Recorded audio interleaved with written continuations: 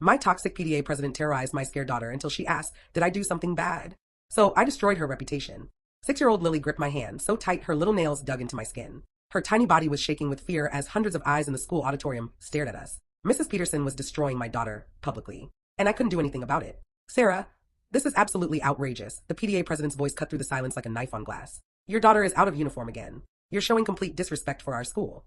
I stood there in front of 100 parents, feeling shame flood my face in a red wave. Lily pressed against me and I heard her whisper, Mommy, did I do something bad? No, sweetheart. I'm the one doing something bad. Mrs. Peterson kept going with her tirade, arms crossed over her chest like a judge at a tribunal. Every word was a calculated blow. Tardiness, irresponsibility, bad example. She knew what she was doing. She was enjoying this moment of power. And suddenly I was 7 years old again. Dad stood over me with a belt in his hand, his face turning purple with rage. You didn't clean up your toys again, Sarah. The hit. Not the physical pain, but the humiliation. The helplessness. Mom stood in the doorway with her eyes down. Tears on her cheeks, but not one word of defense. Those who should protect you betray you instead. That truth became my second skin. I swore then that I'd never be helpless. Never let anyone hurt my child.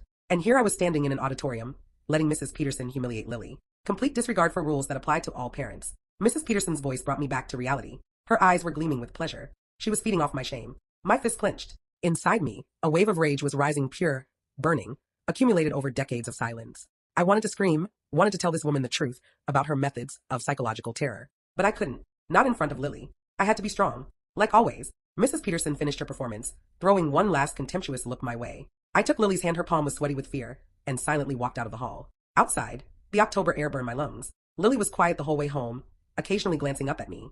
In her eyes, I could see the question she was afraid to ask. Mommy, are we really bad? At home, Lily ran to her room. I went to the kitchen where a white ceramic mug sat on the shelf, ordinary, bought on sale for $2. I picked it up. For 32 years, I've been hiding my rage. 32 years I'd been the good girl who doesn't object, doesn't scream, doesn't defend herself. My fingers tightened around the mug.